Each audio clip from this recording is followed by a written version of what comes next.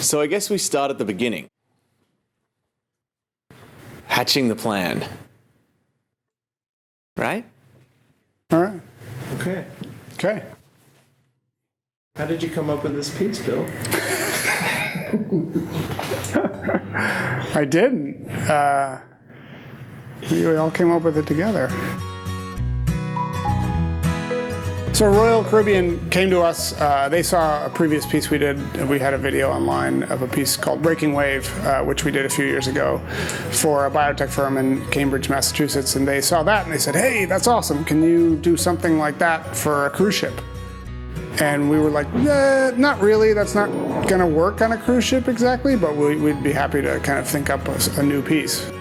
And I went on board, and there was this realization that maybe we should just bring a little bit of this motion and this natural feeling of waves back to the people who are on the ship. At some point, the reality of the fact that ships really do move, even with active stabilization, and there's engine vibration, there's rocking, there's all sorts of physical realities about doing a sculpture on a ship that were constraints that we had to pay serious attention to. So we kind of redesigned the sculpture a good way through the process to come up with what you got. So there's a servo motor connected to a 100-to-1 gearbox, and which is also connected to a bunch of arms that actuate each one of these pedals. The pedals are made out of foam with a aluminum rod in the center. And then we carved them all out by hand to be nice and curvy like you see. And after that, they go through the paint process. How about I hold it like this? Yeah, it looks totally normal for you to be looking at. Like a baby. Theater tricks, you know? Okay.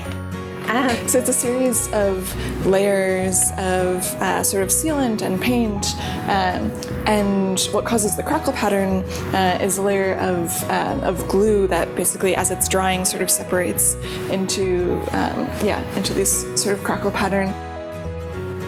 I'm now a crack expert. Welcome to New York. We can throw you right into it. How many are there? There's 99. Jeff, can you tell us your name for the record? State your name and rank for the record. Am I under trial here? Yeah. Is this a deposition? Yeah. There's always the surprise of you're looking at something that's 10 inches large on a computer screen for 6 months, and then all of a sudden it's like 90 feet long in one case, 15 feet long in one case, and I think we're slowly getting better at seeing that translation to the physical world and having an intuition for that. So we packed the sculpture up into 4 crates, big wooden crates, type you see in movies.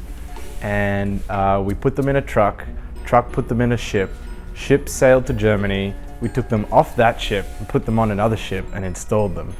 It was really great. I was pretty sweet arriving into work, walking up 5 decks of stairs to see the grand mezzanine sculpture, which was ours.